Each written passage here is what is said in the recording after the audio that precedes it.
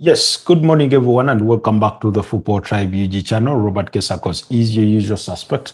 Welcome back to yet another live broadcast on your favorite football updates channel. It's a pleasure to be back on this beautiful Tuesday morning, the 3rd of March 2026.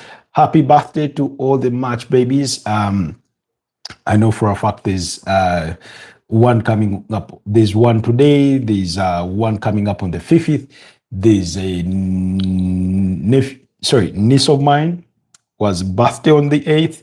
So it's that kind of month really. Actually, speaking of birthdays, on the 1st of March, it was somebody, I think Riley. Yeah, Riley's birthday. Happy birthday to all the March babies. Happy belated birthday to you, Riley. And all those celebrating their birthdays throughout the course of this month. I hope you have a blessed one, really, and a fruitful month, guys, as you see out the remainder of Ramadan, as you go through the rest of the Latin period or Lent period for the Christians. And we wish you well. Continue to do the good that you're doing amongst yourselves and continue praying for the world because with the war that has broken out over there in the Middle East slash the Arab world is not pretty. Sooner or later, it will be taking a toll on us in one way or the other. But we pray for, we pray that it ends sooner rather than later. Anyways, I hope you guys are doing okay. I want to say thank you to all those that managed to catch last night's podcast. It was a pleasure having you around for a fruitful discussion that we did have. Of course, talking about the injuries to Kylian Mbappe. Iran is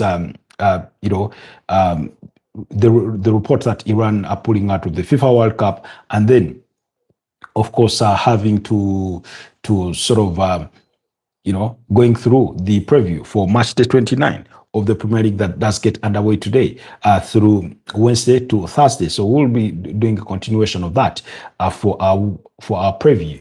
And yeah, I hope you do get to stay with us, stick around, and participate in the conversation as is. I will be talking about Real Madrid's defeat from last night against Getafe.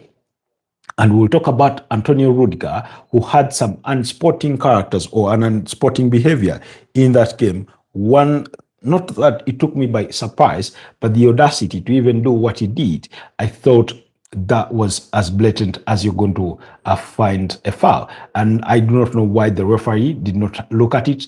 I do not know why he did not book him for that. Maybe he did not get to see it clearly, but surely somebody must be thinking that's very unsporting. That's not a sporting character or behavior from Antonio Rudiger, as Real Madrid got beat by 1-0 at the hands of Getafe.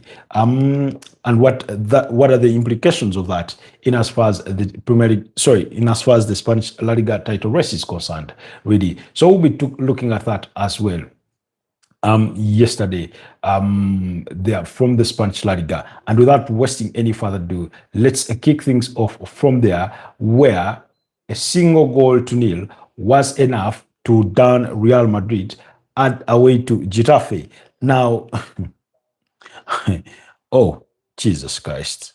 Sorry, guys. Had forgotten to test our audios, so I'm trying to fidget around and test on the secondary device just to make sure everything checks out on that regard before we even proceed. So, but I think we're good. Anyways, so a single goal to nil was enough for Getafe to beat up against Real Madrid. That goal coming from Stariono in the first half, in the 39th minute, and it was a brilliant goal, by the way. Brilliant goal that he does score in that game to give Getafe the lead. But I thought the goal in itself came against the run of play because it was Real Madrid dominating affairs, attacking wise, creating the situations, creating the moments in a game that ended with Real Madrid with the manless as well as Getafe, because Franco Mastantuano was given a straight red card. This was in the 50th minute of stoppage time, while Liso also got himself a second booking in the 7th minute of stoppage time for both sides to end the game with a man less. So Now, like I said, for me, the goal comes against the run of play, but I must give credit where it is due because the Getafe goalkeeper, David Soria, was really, really immaculate in that game. He was really, really immaculate. There's a brilliant save he makes with his foot when Vinicius Jr. goes 1v1. And there's another he makes, I think, of an attempt from Adagula and things like that. So Getafe really, really looked impressive in the game. They may not have dominated all the affairs as one would have loved or expected, but at least they got all the 3 points. They got the bragging rights. 7 shots on target for Real Madrid compared to Getafe's 3, 7 off target compared to Getafe's 2. Madrid dominated in possession to the tune of 77%.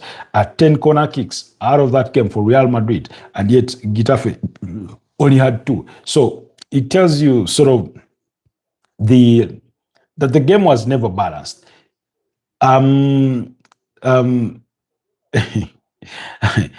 So David Soria made as many as 7 saves in that game, as many as 7, compared to Thibaut Courtois, I think only about 2. He had about 2 there, almost very untroubled for the bigger chunk of the match. But it was when it mattered the most that perhaps it did not count for him because Satriano did score that goal to give Getafe the 1-0 lead, and they managed to hold it out in a very, very impressive performance. I thought they defended well. I thought they looked to frustrate Real Madrid at every chance that they got. But before we get to that, there was a moment in the first half between Antonio Rudiger and Rico. He's called Diego Rico. Yes. I watched the moment. I'm a Real Madrid fan, but I was questioning the morality of the moment. I was questioning the spirit of the moment, the lack of unsporting character, the lack of unsportsmanship from Antonio Rudiger. I was disgusted by the incident because I know for a fact that if that had happened to a Real Madrid player, if that had happened to Vinicius Jr., if that had happened to Franco Masantuano, an Adagula, a Fede Valverde, to a David Alaba, to a Chouameni, I would be fuming. To a Gonzalo Garcia, I'll be asking for the same punishment. I'll be asking for the same penalty, the death penalty of a football game. Now, when I say the death penalty of a football game, I mean a red card, because maybe I'm being extreme here. Maybe I'm being extreme on this one, but I mean to say that was, first of all, very unnecessary. Now, when Diego Rico goes to the floor, in that frame, the 2 Real Madrid players, and I stand to be corrected, I think one of them is Adagula, and Antonio Rudiger is sort of coming on around Adagula, and it's like Adagula attempts to shield off Antonio Rudiger because Diego Rico is already on the floor. But somehow Rudiger goes around, then in a blatant act of not even attempting to play the ball whatsoever. And for me, that's the disgusting part. Because the way Diego Rico falls is that he falls on his ribs. When he falls on his ribs, he faces the opposite direction of his, that is back in the direction of his goal. And the ball is wrapped, literally, he has the ball wrapped around his, stomach area or the rib cage. Now, Antonio Rudiger goes and kneels on Diego Rico's shoulder. Now, of course, he fakes the idea of being dragged or as though he's been tripped, but that's not the case. It's a blatant kneel. He takes the knee on Diego Rico, and not only does he take the knee, he goes on to drag his knee and leg through the face of Diego Rico. And I thought to myself, how malicious must you be? I do not know the local dynamics of Spanish football, but I would want to assume that Real Madrid versus Getafe is not even the most fierce battle that Real Madrid are going to play in. Especially when I know for a fact that the El Clasico against Barcelona is an even bigger game, when I know that the Madrid derby is an even bigger game? You know? So really, was that necessary? Shen. Hi, Shen.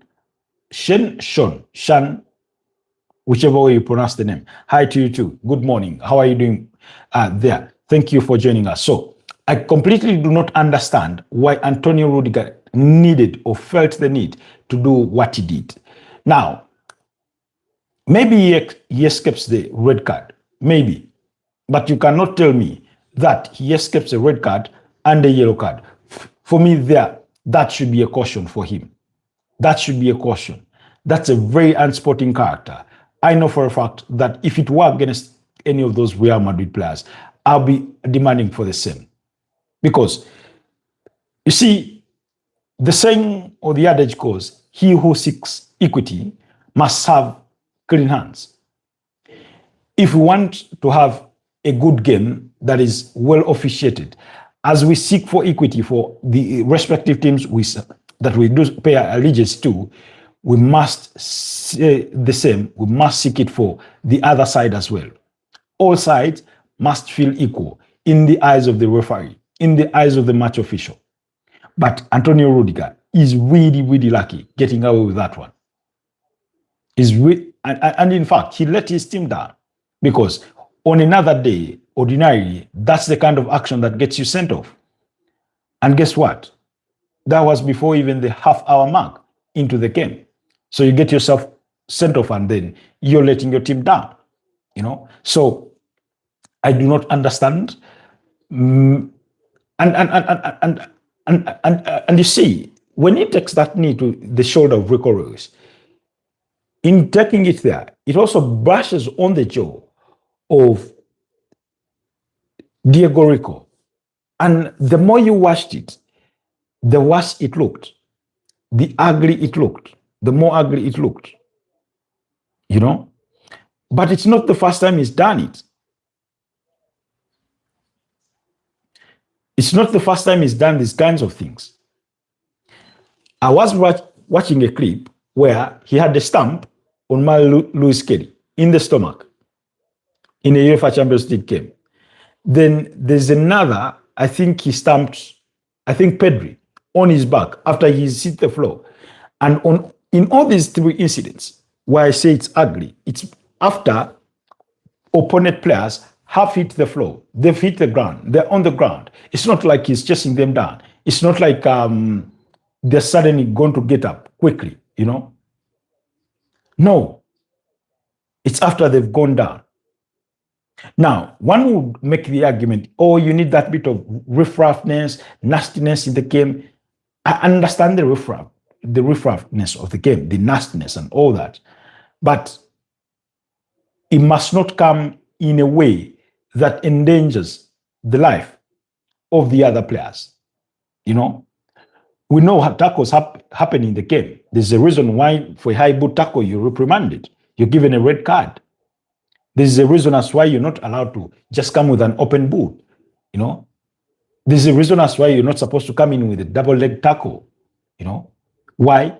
It's to protect the game, to protect the other players. So Real Madrid, really, really lucky to get away with that one. I thought that was a very, very unsporting character from Antonio Rudiger, and he ought to do better, because as we seek it for others, we must.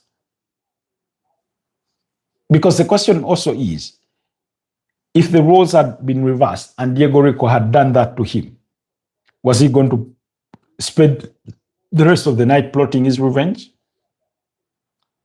What was going to happen? Like I said, I would still be demanding the same. But anyways, I'll leave that conversation at that. But yeah, Real Madrid got beat by 1-0, and that means their pursuit for glory in the Spanish La Liga is slipping behind, because they are now 4 points behind Barcelona, coming into March the 26th of the Spanish La Liga. They were only a point behind Barcelona, and that is because they lost. Yes, the other weekend they lost to Osasuna by 2-1. And now they've lost their second consecutive game in losing to Getafe by a goal to nil. That means they've so far lost 4 games this season. They lost to Atletico de Madrid, they lost to Osasuna, they lost to Getafe, then the other loss was against what? I can't seem to remember who they lost to. But yeah, they did lose. And that puts them behind Barcelona with 4 points. And the last thing you want is by the time you get to the El Clasico, is that Barcelona 7 points ahead of you. That no matter whether you win or lose, you still cannot catch up to them. That's the ugly bit. But that victory for Getafe put them to 32 points in their battle against relegation, and they moved to 11th on the Spanish La Liga table. Excuse me. But unfortunately, or fortunately, Real Madrid do not have to worry about a third place and fourth place Atletico de Madrid and Villarreal, because those ones are 9 points behind. Anyways, so we'll leave that at that and move on quickly. Today, we expect some more press conferences for managers like Unai Emery, Liam Rossinia, Fabian Hatzler, Mikel Arteta, Marco Silva, Nuno Espirito Santo, Pep Guardiola, Vitor Pereira, Ed Howe, Michael Carrick speaking to the media ahead of those fixtures on Wednesday. Yes, yesterday some managers did speak, because on Tuesday, which is today, the 3rd of March, we do have some games to be played in the Premier League on March day 29. And here's a run through of the fixtures for March day 29. For those of you that need a recap of that, we did digest some of this already in yesterday's analysis or preview. Please go over to the channel under the live section. You'll find that video, or you'll find that live that we did last night, in which we talked about Iran pulling out of the World Cup and the Premier League match day 29. So that's the continuation for which we are having this morning. So today at 10:30 p.m., Bournemouth are up against Brentford, Everton at home against Burnley, Leeds United will entertain Sunderland. All games kicking off at 10:30 p.m. East African time. Then later at 11:15 p.m., Liverpool will be playing against Wolverhampton Wanderers away to Molineux. That's for the Tuesday games, which is today. And then tomorrow, which is Wednesday, the 4th of March, Aston Villa at 10:30 p.m. will be at home against Chelsea. Brighton and Hove Albion will be at home against Arsenal. Fulham will be at home against West Ham United in that London derby, while Nottingham Forest will be losing away to Manchester City. At least my prediction has it so from yesterday. Then Newcastle will be at home against Manchester United. And then on Thursday, we'll have one game kicking off at 11 p.m. Meanwhile, the Man United Newcastle game will come at 11:15 p.m. But on Thursday, we have one game between Tottenham Hotspur and Crystal Palace. Those are the teams that will be in action. Now, like I said, yesterday we did the preview for all the games of Tuesday. We also touched upon the Fulham West Ham game. We touched upon the Manchester City and Nottingham Forest games. For those of you that want our views, our thoughts on those very respective games, please go over to the channel under the live section and watch that live. Anyways, moving on today. So today, this morning, we're going to look at Chelsea away to Aston Villa. We're going to look at Brighton versus Arsenal. We're going to look at Newcastle versus Man United. So please stick around and enjoy the conversation. But as you stick around, please do not forget to subscribe to the channel if you're new here.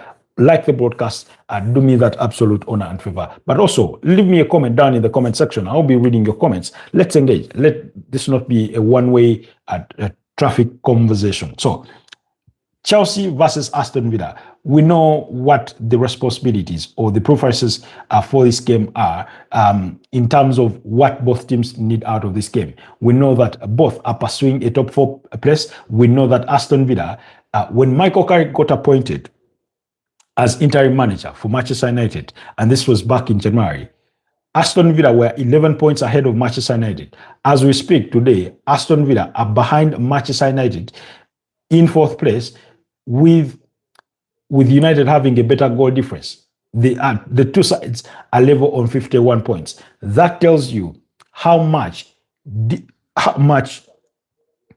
difference a month and a half can make in life, because following their defeat on Friday night against Wolverhampton Wanderers by 2-0, it meant that Aston Villa were bound to be dislodged if Man United were to win against Crystal Palace, which they went on to do because they beat Crystal Palace by 2-1. So really, really brilliant, beautiful performance there from Man United. It wasn't the best of performances. It was far from perfect, but it was effective enough to get them all the 3 points. So Aston Villa come into this game with a poor run of form, with results at home not precisely having gone their way. I know there was a huge part in this season when Aston Villa went, I think, about 8 or 10 games without losing a single game at home. They looked really, really impressive at Villa Park. And yet, in recent times, things have taken quite the nosedive. Before we look to assess what their previous results have been in as far as the Premier League is concerned, what other responsibilities do they have coming up again in as far as the Premier League is concerned? Now, of course, this weekend or after this midweek games, over the weekend, we will not have Premier League games. It's going to be the English FA Cup or the Emirates FA Cup. So that's why you're having week 29 games being played in midweek. And in as far as the FA Cup is concerned, we'll bring you up to speed what those fixtures will be. But Aston Villa have Chelsea, after which they'll play Manchester United. That will be the subsequent weekend, because here's the iteration of games as they're going to be played, depending on what your team is and what competitions they are involved in. You have midweek games in the Premier League. Over the weekend, it will be the FA Cup. And after the FA Cup, the subsequent week, midweek, is going to be the UEFA Champions League for the first leg of the round of 16. And then we'll go back to the weekend, which will be around March the 15th, when Man United will play against Aston Villa. And then we go back to the UEFA Champions League again. So that's the chronology of events as you should expect them. So Aston Villa have Chelsea tomorrow, then they will play Man United, then they will play West Ham, they will play Nottingham Forest and Sunderland. In other words, these two games are going to be really, really difficult. It does not make the game against West Ham easier, Nottingham Forest and Sunderland, but if you Aston Villa and you fancy your chances of qualifying for UEFA Champions League, then those three fixtures from match day 31, 32, and 33 for West Ham, Nottingham Forest, and Sunderland, respectively, are must-win fixtures. But also, it doesn't mean that it gives you the leeway or the legroom to lose these upcoming fixtures against Chelsea and Manchester United. For Chelsea, they have Aston Villa, they have Newcastle, they have Everton, they have Man City, and Man United. So you can see how difficult the journey or the road in pursuit for top four becomes for these two sides, in Chelsea, in Aston Villa, because the other contenders for a top four finish is Man United and Liverpool. Yes, those are the teams. Whereas a top five finish could end up guaranteeing a place in the UEFA Champions League for English teams. They know that the top four is the holy grail of Champions League qualification. So back to the conversation in regards to their previous 5 meetings have gone in terms of their league form. Aston Villa do not have league form on their side because in the last 5, they've only won 1 game, and that was at home against Brighton and Hove Albion. That goal scored, I think, by Tyrone Mings was enough to get them all 3 points. But they've lost 2 games, losing to Wolverhampton Wanderers last week on Friday.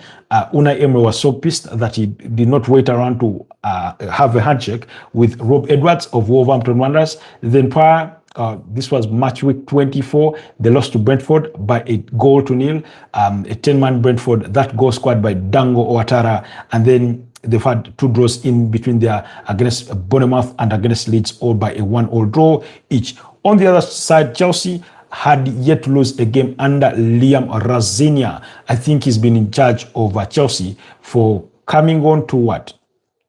For now 7 games. He's won 4. He's drawn 2 and lost only 1. So it was a beautiful report card prior to their game against Arsenal.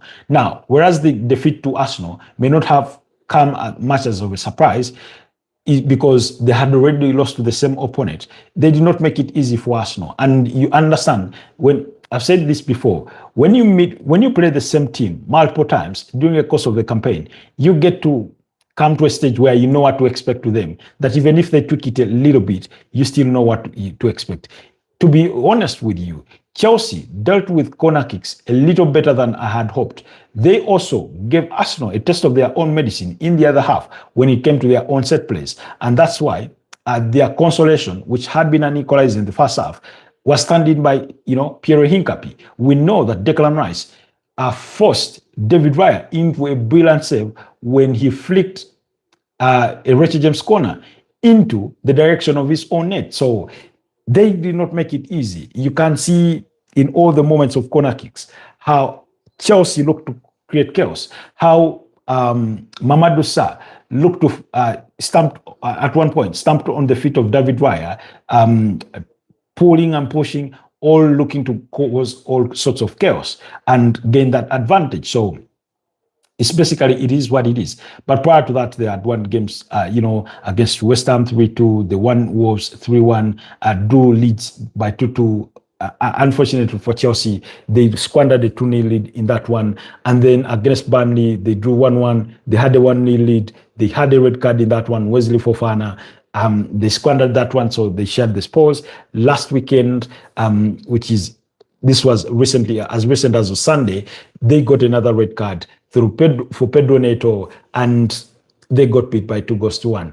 Chelsea are as unanimous with red cards this season. They have as many as 10 to their names, 9 to outfield players, 1 to their former manager in Enzo Maresca, 7 of those coming in the Premier League alone. So really, their discipline, their lack of maturity, their lack of composure in certain moments of the game is still very, very lacking. So that's the context of it in that respect. But in terms of overall Premier League meetings, we know that there's been 61 meetings between these two sides. Chelsea have the lion's share with 30 wins compared to Aston Villa 7. There's been 14 draws. But when you sort of adapt your magnifying glass into the last 5 meetings between these two sides, you'll find that Aston Villa have the lion's share of victories in this fixture, winning it 3 times, Chelsea winning it once, and then a draw in there.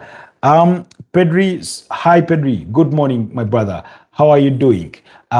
Please let me know, as a football fan, not as a Barcelona fan, for once, wear your football fan, wear your sportsmanship jacket or lens or glasses or cape, and tell me, how did Antonio Rudiger survive getting a booking? Maybe a yellow card, but for me, the very worst of it, perhaps even a red card in that game as they lost to Getafe by 2-1 for his foul on Diego Rico in that game. Give us your thoughts. What did you make of that scene? Because for me, in my eyes, it looked ugly. It just looked nasty. I'm a Real Madrid fan, and I would want to keep all 11 players on the pitch. But my objectivity says, no, that should not be happening in football. If it were against him, if it were against a Real Madrid player, I'll be asking for the worst of punishments to come for any of those players. So your thoughts about that? You say this was a clear red card. In part, I felt the same. Anyways, back to the Aston Villa conversation, people. So in other words, Aston Villa in recent times have dominated this fixture, and as far as the last 5 is concerned. But like I also said, Aston Villa having one of the worst run of forms in as far as the Premier League table is concerned. When you go away from just winning 1 game in their last 5, drawing 2 and losing 2, it does not end there. It does not end there. Ever since when they went away and beat up against Newcastle by 2-0, was that even the start of it? No. Actually, ever since Arsenal beat them by 4-1 in the reverse fixture of their tie, this was on the 30th of December, 2025, Aston Villa have largely not been the same. Here is the inconsistent run of results they've had since then. After losing to Arsenal by 4-1, they recovered well by beating Nottingham Forest by 3-1. Then shared the spoils with Crystal Palace in a goalless draw. Managed to go away to Tottenham and beat them by 2-1, but that was in the FA Cup, 3rd round. Then in the Premier League, when you return, They got beat by Everton by 1-0. They had an engagement in the UEFA Europa League in which they won against Fenerbahce by 1-0. In the Premier League, they returned and beat up against Newcastle by 2-0. Played in the UEFA Europa League, won against Salzburg by 3-2. But in the Premier League, they lost by 1-0 against Brentford. Then subsequent to that, they drew against Bournemouth. They beat up against Brighton by 1-0. They lost in the FA Cup against against Newcastle by 3-1. Drew at home against Leeds and lost to Wolverhampton Wanderers. So you can see that ever since losing to Arsenal on the 30th of December by 4-1, they've beaten up against Nottingham Forest. They've beaten up against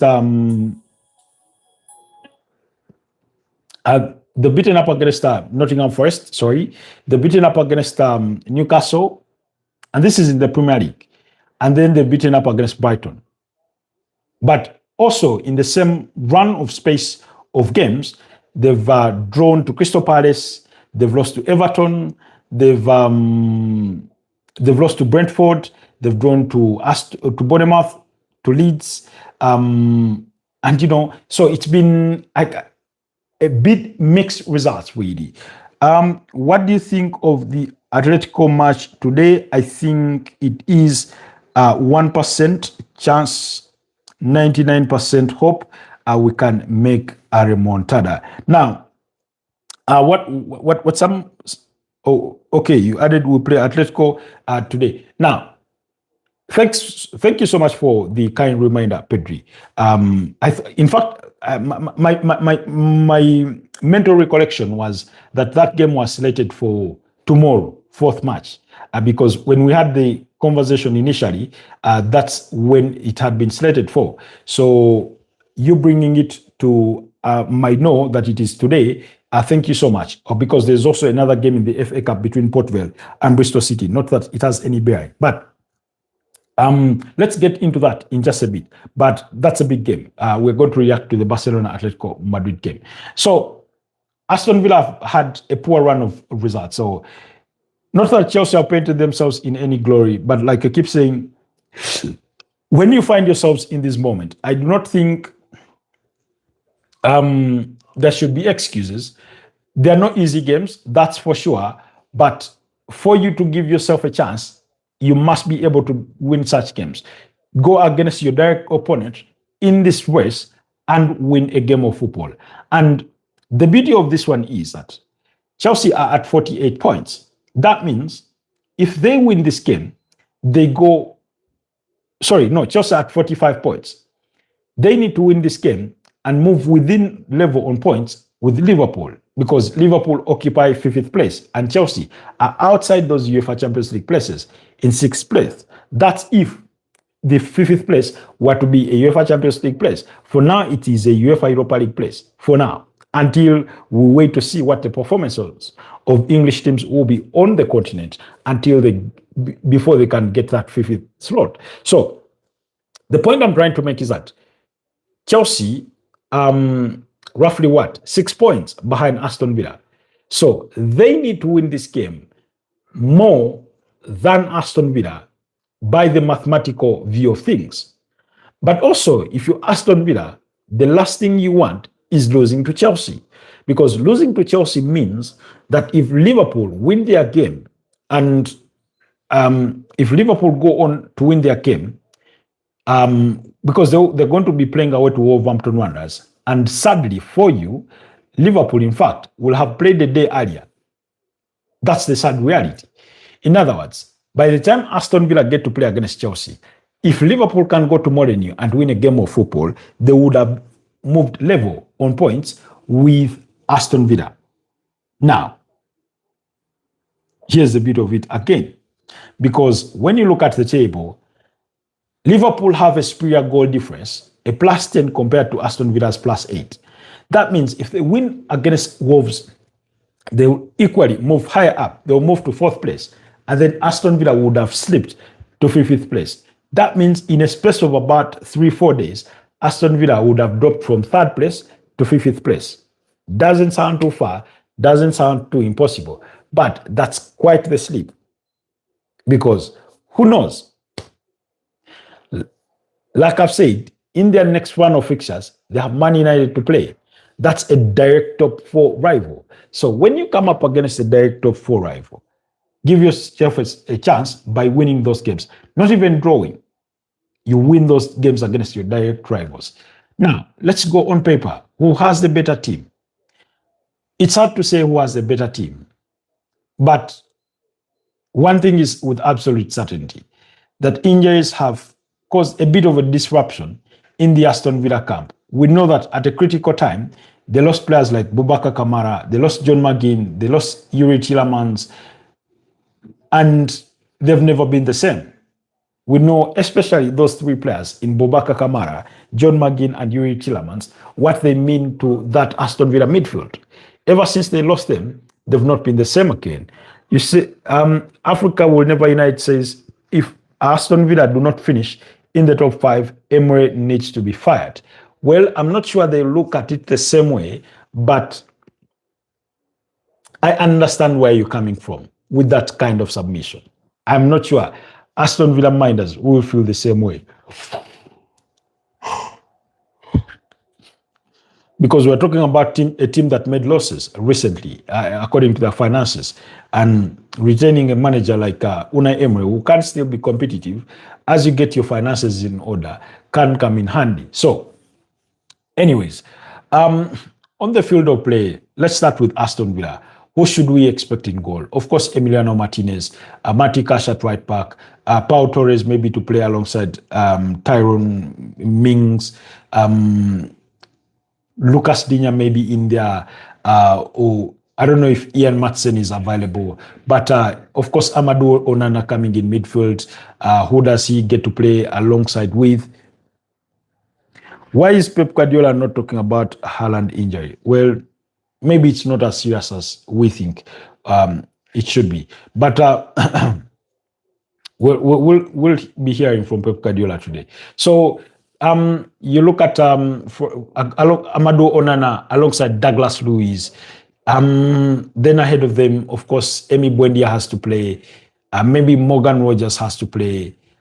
Do you start with Tammy Abraham and Ollie Watkins in the same team, or do you look to bring to sort of mix things around?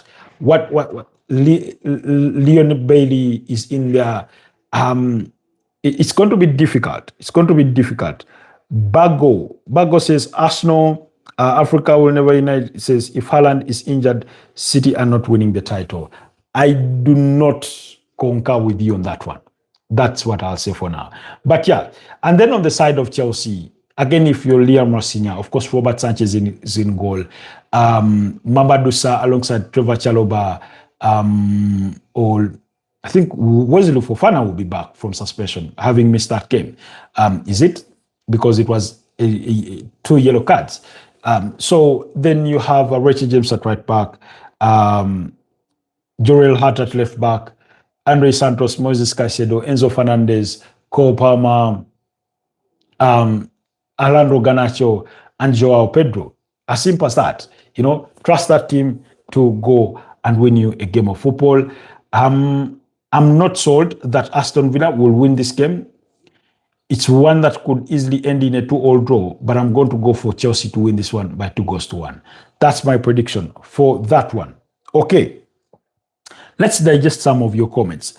Africa Unite, you're talking about, you did question why Pep Guardiola is not talking about Erling Haaland.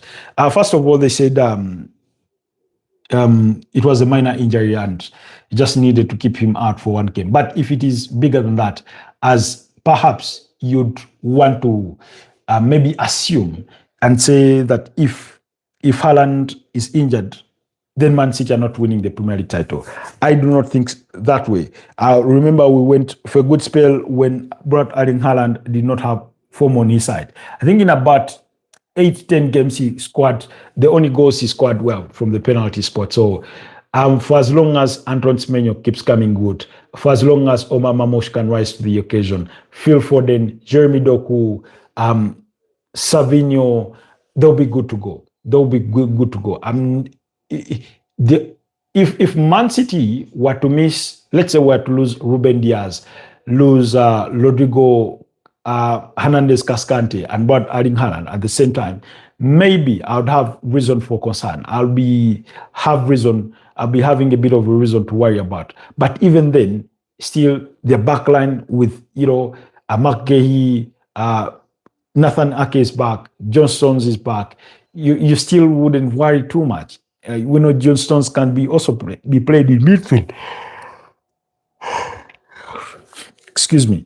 But so for me, I feel that the absence of Brad Erling Haaland, as much as it has a very negative impact on the team, because he offers them a lot. He has the highest number of goal involvement of any Manchester City player and of any player in the Premier League this season, because he scored 22 goals and provided 7 assists. That means he already has a 29 goal involvement. As crucial or as critical as that has been, I still think they can cope without him.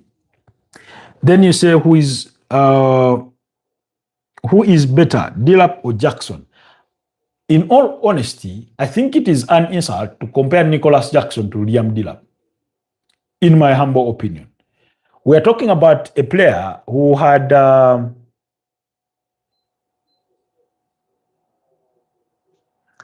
was it 15 goals, 14 or 15 goals in his debut campaign, Nicholas Jackson. And last season, even though it was a slight drop off from his debut campaign, he had an overall, I think, more than 15 goal involvement for goals and assists in the Premier League. What has Liam Delap done in this Chelsea side? I do not remember of anything that he's done. Apart from a red card he suffered, the halwa he committed in missing that chance against Hull City. Liam Delap, no, I wouldn't go ahead and compare him I wouldn't go ahead to compare him to Nicholas Jackson in as far as his Chelsea career is concerned, really. So because we're talking about a player Chelsea brought from Aston Villa, comes in, and in his debut campaign, like I said, okay, here is deal sheet. Nicholas Jackson, 65 Premier League appearances for Chelsea over a spell of 2 seasons. That's an average of 32.5 games per season. He scored 24 goals and provided 10 assists. That's a 34 goal involvement. That means he was averaging a 16 goal involvement. Is it 16? Thereabout. No. Perhaps 17. 17 goal involvement per season out of the 2 seasons he was with Chelsea. The guy you're comparing him to in Liam Delap, if you are not told he's a football player, you would not know he's a football player. Yes, I understand the argument of he's still young, blah, blah, blah. He's only just joined the team. But he has 58 appearances in as far as the Premier League is concerned. He has 13 goals and 2 assists. Out of those 13 goals, 12 of them, he scored them last season with Ipswich. So, how has he helped Chelsea? Very, very poor guy. He's yet to find his boots. You are right, so they should bring back Jackson, in my opinion. I always thought they were better off keeping Nicholas Jackson than they were with Liam Delap. First of all, I thought that there had been a bit of a chemistry building between Nicholas Jackson and Cole Palmer, the way they went off of each other and things like that. So we'll leave it at that. Quickly, let's run into the Brighton versus Arsenal game, because that one also comes on Wednesday at 10:30 p.m. And it's a very, very crucial game. Every game for Arsenal for the remainder of this season is crucial. Every game is like a final. Hell, they have a final to play already against Man City. But Whether it's in the FA Cup, because it's a knockout competition, every game feels like a final. You need to win it to advance. In the EFL Cup, they're already in the final. In the UEFA Champions League, same competition. It's a knockout competition. You ought to win to advance to the next stage. In the Premier League, given how closely Man City are breathing down their necks, they cannot afford to sleep up. In any case, they should be praying and hoping that it is Man City that sleeps up. Otherwise, like I said, every game is crucial. Every game is like a final for this Arsenal side. They've looked shaky. I have my reservations. I have my worries about this Arsenal side, really. And even though they won the first leg by 2-1, I do remember that immaculate save from David Raya, who for me was the man of the match in their 2-1 victory against Chelsea, because he pulled off some really, really immaculate saves against Declan Rice in that flick from a corner kick, against Jordan Sancho, against Joao Pedro. There was another from Enzo Fernandez. He was really, really good in that game. So once again, they're going to need him for this one. They're going to need him for this one. We're talking about a Brighton side that knows a thing or two about beating this Arsenal side. For those of you that care to remember, when Arsenal were trying to push down for the 2022-2023 Premier League title, Brighton was one of the teams that costed them points. Excuse me. I don't know why I'm over-yawning this morning. I know it's not hunger, it's not sleep deficit. Sometimes Satan is just trying to do a number on you. Anyways, so there's that bit that in the 17, and by the way, when you look at the margins between these two sides, they're not big. The two sides have met 70 times in the Premier League. Arsenal have won 7, Brighton have won it 5 times, and there's only been 5 draws. So when you look at the number of wins on either side, the difference is of only 2. Last season, Arsenal did not meet up against Brighton. Both home and away fixtures ended in a 1-1 draw. You have to go back to the season prior when Arsenal completed a double against Brighton, beating them by 2-0 and 3-0 at the Amex Stadium. They will be looking to complete another double against Brighton. And for all intents and purposes, they must win this game. And first of all, Brighton, even though they've won their last 2 games, have equally not had form on their side. And Arsenal do find themselves under a similar fate, that they've won their last 2, drawn 2 in the last 5, and won the other. Okay, in the last 5, Arsenal have won 3, but they've won only 2 consecutive games against Spurs and Chelsea. They need to go on the 3rd. Brighton are looking for the same, having beaten up against Brentford and Nottingham Forest. Released in between, they lost to Aston Villa and Crystal Palace in the aftermath of their 1-1 draw against Everton. Now, Brighton have the kind of team that can beat up against anyone. They are full of surprises. They'll go to Stamford Bridge and win a game of football. They'll go to the Emirates Stadium and win the game of football. They will beat up against Man City because they did beat Man City by 2-1 earlier on in the season. So they are that kind of team that are capable of anything and everything. So, however, their lack of consistency has always been a question, or will always be something that Fabian Hatzler and his minders think about, And when you look at their responsibilities in the next coming fixtures, whereas it would be easy for one to assume that Brighton have it easier, because after playing Arsenal, they have Sunderland, they have Liverpool, very difficult game, they have Burnley, they have Tottenham Hotspur. The reason as to why I say slightly easier is because Sunderland is a newly promoted side, if it has any bearing. Liverpool, very tough opponent, regardless of what you may think of his season thus far. Burnley are battling relegation. So for you, Brighton, that should be a must win for you. We know how shambolic Tottenham Hotspurs have looked, whether you're playing them away from home, whether you're playing them at their own turf. So they've looked shambolic. So that's their next one of fixtures for Brighton. Over the other side, Arsenal have a very difficult run of fixtures And I'll tell you why it's very, very difficult. Not because they are not winnable fixtures, but because of what happened last season. For example, they start with Brighton, who forced them in 1-all draws last season.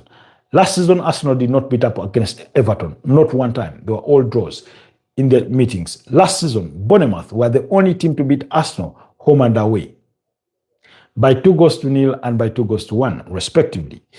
Then, after Bournemouth, they have a game against Manchester City. And after Man City, they'll play against Newcastle. So, Arsenal have some really, really difficult games coming up. Really difficult, So, they need, and I said this, I've been saying it throughout the entire campaign. If Arsenal need to win the Premier League title, if they want to give themselves a chance to win the Premier League title, they must look to all games they lost last season, games that they drew, and win those games.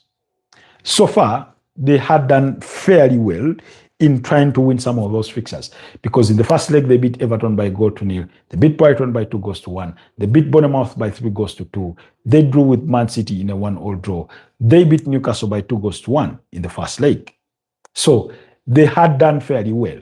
Now, however, the state of that Arsenal side that managed to get those results may not necessarily be the same, not because the players have changed or morale has changed, but because of the kind of context within which these games come.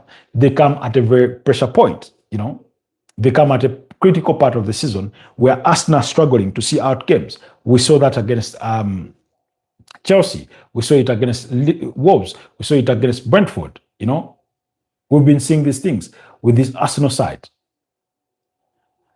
For a manager in Mikel Arteta, who has a philosophy that they need to dominate their opponent, that they need to play 3,000 passes and suffocate their opponent and play them into boredom, into surrender, they've not done any of that. They've struggled to see out games. And every time they've withdrawn a Victor Gyökeres, defenders from the opponent team have simply committed further up front, knowing that they are covered on the other side. So really, it's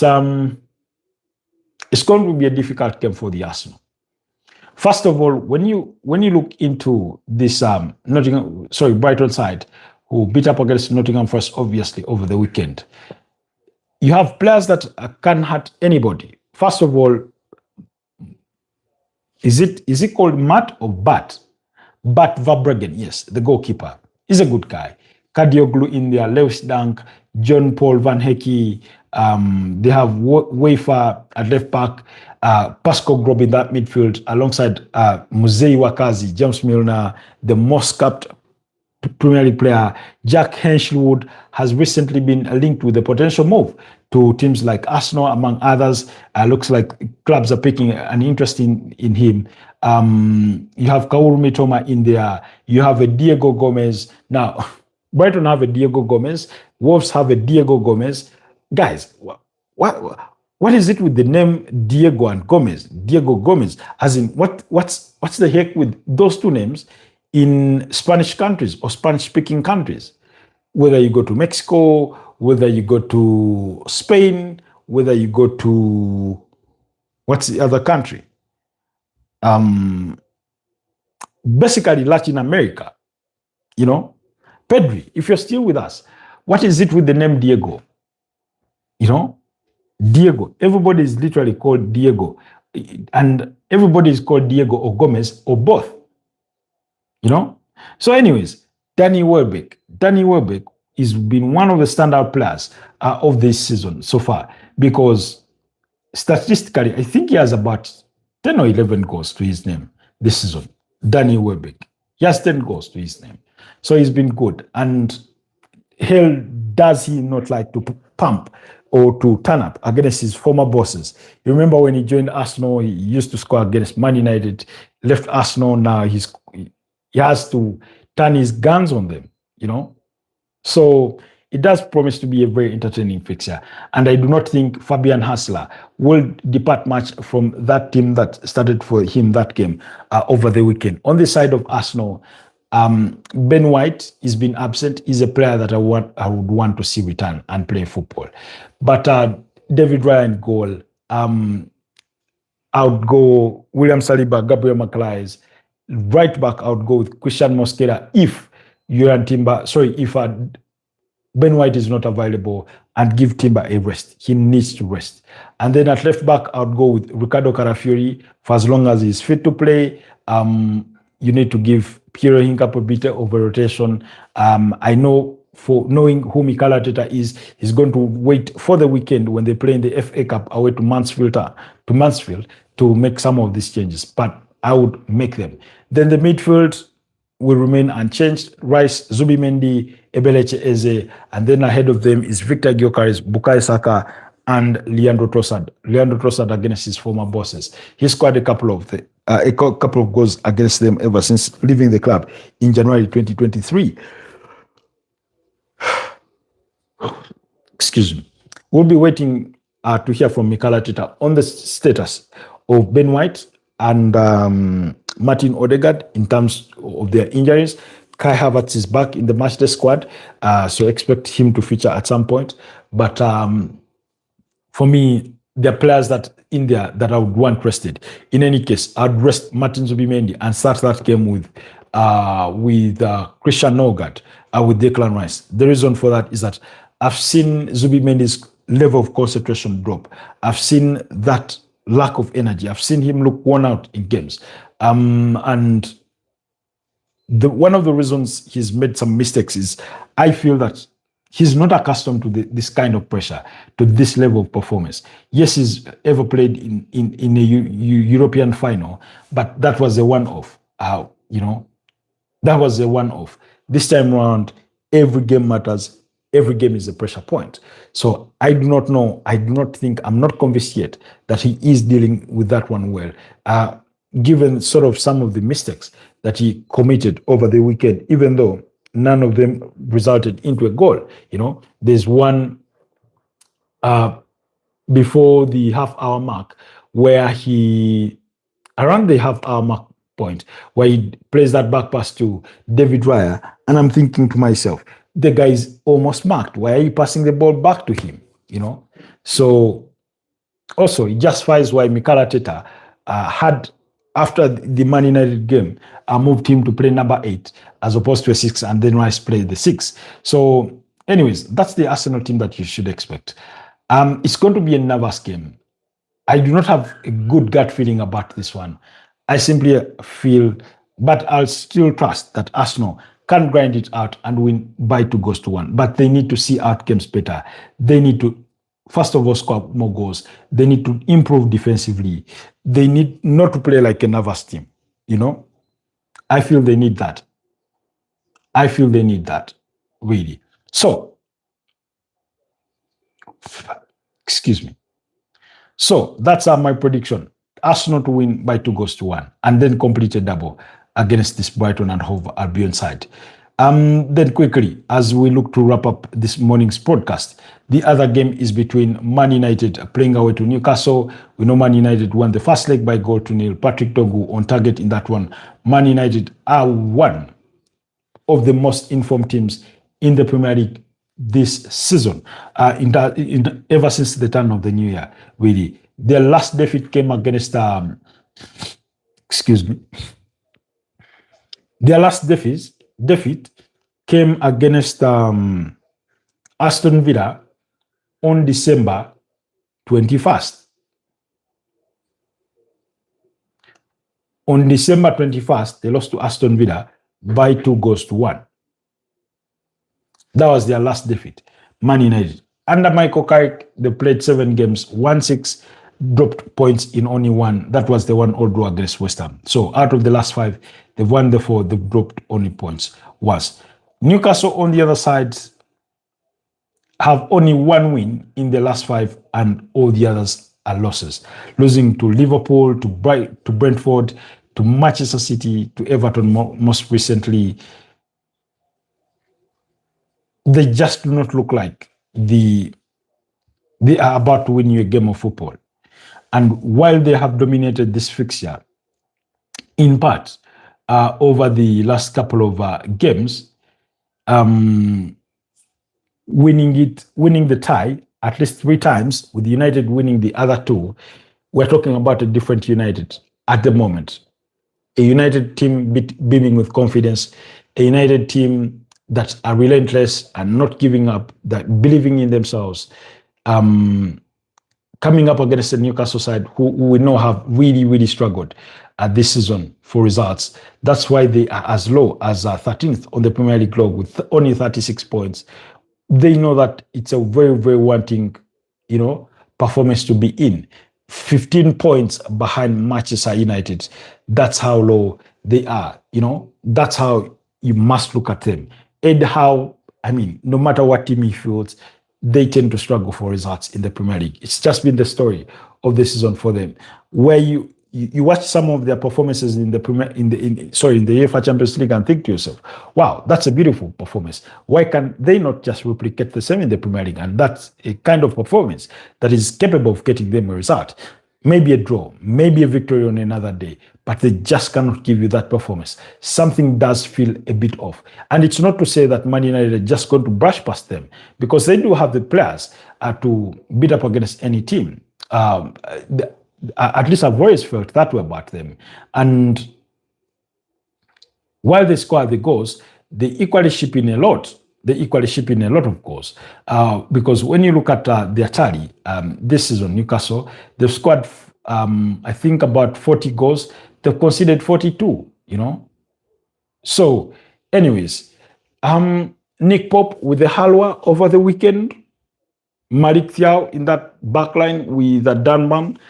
I'm not sure Ed Howe is convinced about his defensive partnership this season. But we will see. I think Kieran Trippier, Lewis Hall, Sandro Tonali, Nick Voltmada, Jacob Ramsey, Jolinton, Elanga. Now, why would you play anyway? They've missed their captain in Bruno Guimaraes. They've missed him a great deal in that midfield. But still having Sandro Tonali, Jolinton, and Jacob Ramsey should be good enough in midfield. Or Joe Willock. Then Nick Voltmada is played as a 10, and then Anthony Gordon as a 9. Then that means they are playing with one winger ordinarily, which is Anthony Langa. Not the kind of setup that I would want for them. And then on the other side, for Michael Carrick, if there's anything you can wake up knowing, is the kind of team he's going to assemble. It's basic, it's simple. Senny Lomans, Diego Dalot, Luke Shaw, Harry Maguire, Lenny Yoro in the absence of Lisandro Martinez, Kobe Mainu, Casemiro, Bruno Fernandes, Brian Mbeumo, Matas Cunha, and Benjamin Sesko. If Sesko doesn't start, then it's Cunha at the tip, Mbeumo to the side, Amadou Diallo to the other, or whichever way he assembles that front four. So, last weekend I predicted that Newcastle would lose to Everton, and they went on to lose. Unfortunately, I do not see how Newcastle win this game, unless they can first get the job done, but I see them losing by 2-1 against Man United.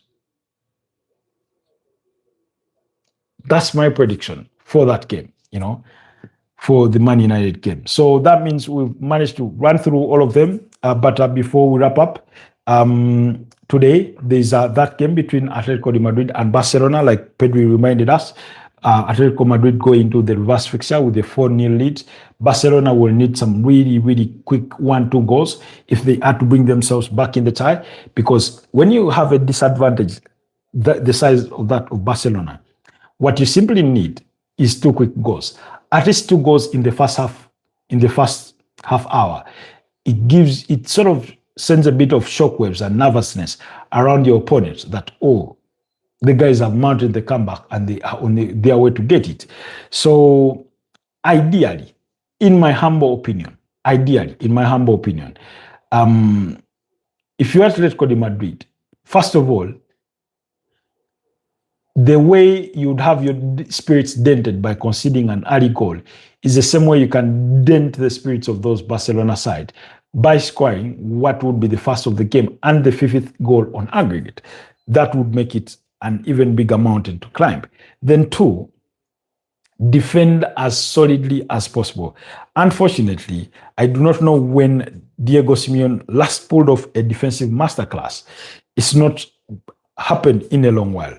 But like Pedri said, for them, perhaps it's a bit more wishful.